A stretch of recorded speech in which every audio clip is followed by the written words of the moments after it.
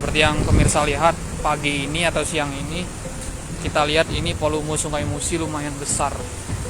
Itu terindikasi dengan dengan airnya yang berwarna coklat. Kalau normal biasanya Sungai Musi yang ada di depan kita ini tidak secoklat ini. Dia agak jernih kehijauan begitu pemirsa. Adapun memang pemirsa tadi pagi juga dilaporkan Kecamatan Pasema Air Keruh atau salah satu kecamatan yang ada di Kabupaten Parlawang alami banjir dengan ketinggian hingga selutut orang dewasa.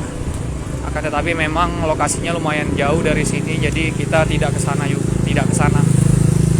Nah, adapun air yang ini juga langsung mengalir dari Kecamatan Pasema Air Keruh, yang dimana secara langsung memang Sungai Musi yang ada di depan kita ini termasuk dampak dari hujan yang terjadi di hulu, salah satunya di Kecamatan Pasema Air Keruh. Nah, dikatakan oleh salah satu sumber memang hujan itu di beberapa titik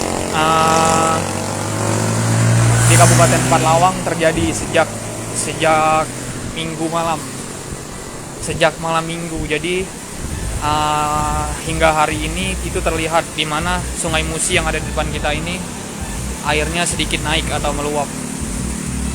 Adapun memang BPBD Parlawang sendiri juga telah menghimbau pemirsa, terkhusus untuk kawasan-kawasan atau kecamatan yang ada di Kabupaten Parlawang yang rawan akan longsor dan banjir itu untuk waspada.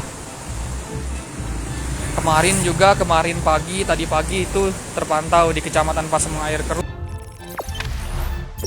Jangan lupa subscribe, share, komen, dan like ya.